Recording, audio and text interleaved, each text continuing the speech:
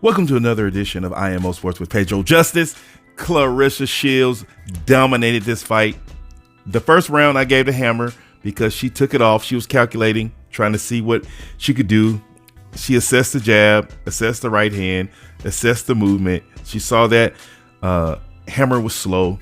Christina Hammer was just out of her element. She was straight up and down, no special effects, like Floyd Mayweather says. She did not have it. Claressa Shields completely dominated from round 2 to round 10. She took the first round off just so Hammer thought she had a chance, and it was no mas. Hammer, all she could do was hold, spit out her mouthpiece. She got completely dominated. What I wanted to see was Hammer coming here and at least give Shields a test.